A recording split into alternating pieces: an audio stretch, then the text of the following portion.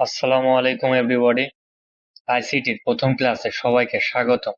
আজকে আমরা একাদশ শ্রেণীর প্রথম ক্লাসে আইসিটির বই সম্পর্কে বেসিক একটা ধারণা নিব।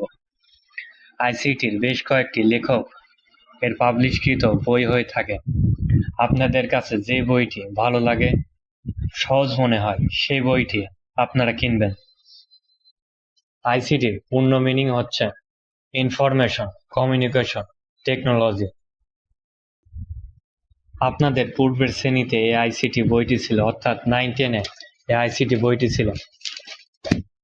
তবে এই আইসিটি বইটির প্রথম দুটি অধ্যায় সহজ এবং পরের 4টি অধ্যায় কঠিন অধ্যায়। অর্থাৎ প্রথম দুটি অধ্যায় থেকে এর যে প্রশ্নগুলো হয়ে থাকে সেখান থেকে আপনারা বানিয়েও লিখতে পারবেন। তবে পরের 4টি অধ্যায় থেকে বানিয়ে লেখার কোনো অপশন নেই। অর্থাৎ এই একাদশ এবং দ্বাদশ শ্রেণীর আইসিটি বইয়ের মোট অধ্যায় হচ্ছে 6টি। আজকে আমরা আলোচনা করব প্রথম অধ্যায়, বিশ্ব ও বাংলাদেশ প্রেক্ষিত। ওকে, প্রথম অধ্যায় টপিক 1, বিশ্বগ্রামের ধারণা। গ্রাম শব্দের সাথে আমরা সবাই পরিচিত। গ্রামে সবাই মিলেমিশে একসাথে বসবাস করে। গ্রামে সবাই একে অপরকে ভালোভাবে চিনতে পারে। সবার সুখ দুঃখে সবাই এগিয়ে যায়। গ্রামের স্কুল, কলেজ, হাট, বাজার, রাস্তাঘাট ইত্যাদি তা সবারই জানা। গ্রামে কোথাও কোনো অনুষ্ঠান বা কোনো ঘটনা ঘটলে তা সবাই মুহূর্তের মধ্যে জানতে পারে। ঠিক তেমনি তথ্য প্রযুক্তির তথা ইন্টারনেটের ব্যবহারের ফলে আজ সমগ্র পৃথিবী গ্রামের মতো ছোট হয়ে আসছে।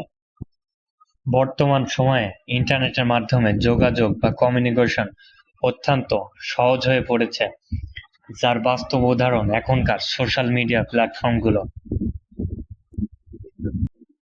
আমরা যেমন যে কোনো বিষয়ে একে অন্যের সঙ্গে তথ্য এবং অভিজ্ঞতা বিনিময় করতে পারি, ঠিক তেমনি এই বিষয় বা কাজগুলো আমরা ইন্টারনেটের মাধ্যমে খুব সহজে করতে পারি। আগেকার দিনগুলোতে যেমন তথ্য আদান প্রদান করতে ব্যবহার করা হতো চিঠিপত্রের। চিঠি পৌঁছাতে সময় লাগতো 2 থেকে 3 দিন, জায়গার দূরত্বে সময় ভেদে আরো বেশি সময় লাগতো। তবে বর্তমান সময়ে এই কাজগুলো করতে তেমন কোনো সময়েরই প্রয়োজন পড়ে না, অর্থাৎ কাজগুলো হয়ে গেছে অনেক শর্টকাট।